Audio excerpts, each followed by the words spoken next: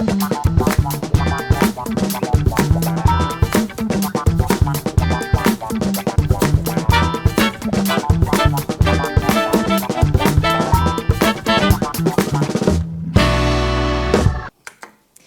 êtes-vous déjà demandé comment la vie est apparue sur Terre? À quoi ça ressemblait? Je vous emmène 4 milliards d'années en arrière, au moment où la vie émerge sur notre planète. La vie laisse des traces dans les roches, et les faire parler, c'est mon métier. Les plus anciens fossiles que nous ayons retrouvés ont 3,7 milliards d'années, et on ne les trouve pas dans n'importe quelle roche. Certaines se solidifient lentement, couche après couche, piégeant tout ce qui se trouve à leur surface.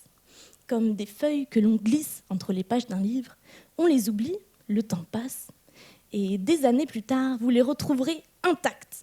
Ces archives naturelles, ce sont les roches sédimentaires.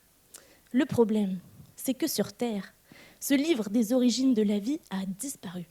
Notre planète recycle ces roches avec la tectonique des plaques. Vous savez, celle qui a séparé l'Afrique du Brésil. Eh bien, au passage, elle a aussi englouti les toutes premières traces de vie. Impossible de remonter au début de la vie terrestre. Mais rassurez-vous, notre voisine Mars a connu des conditions similaires. De l'eau liquide en surface, des températures un peu froides, mais ça passe, et une atmosphère protectrice. Le tout sans jamais recycler ces roches. Ces archives, vieilles de plus de 4 milliards d'années, sont intactes. Mon travail, c'est de retrouver ces plus anciennes roches sédimentaires martiennes, celles qui auraient pu préserver de potentielles traces de vie. D'abord, je les cherche depuis l'orbite, grâce aux satellites qui tournent autour de la planète. J'identifie l'âge des roches en comptant les cratères. C'est un peu comme les rides, plus on en a, plus on est vieux. Ensuite, j'analyse la lumière réfléchie par le sol qui m'indique leur composition. C'est comme une carte d'identité chimique. En combinant âge et composition, je retrace leur histoire. Un océan disparu par ici, des volcans sous la glace par là. Puis, je vais sur le terrain. Pas sur Mars, rassurez-vous, mais en Islande, notre bout de Mars sur Terre, rempli de volcans et de glace.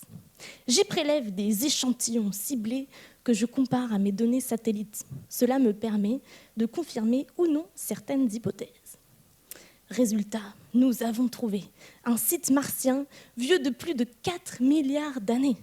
Et un robot européen y atterrira en 2030 pour forer à travers les feuillets de couches sédimentaires dont nous parlions tout à l'heure. C'est notre meilleure chance de trouver des traces de vie préservées ailleurs. Alors, la prochaine fois qu'on vous parlera de Mars, au lieu d'imaginer ces petits hommes verts dont regorge la science-fiction, demandez-vous plutôt: et si Mars détenait la clé de nos origines ?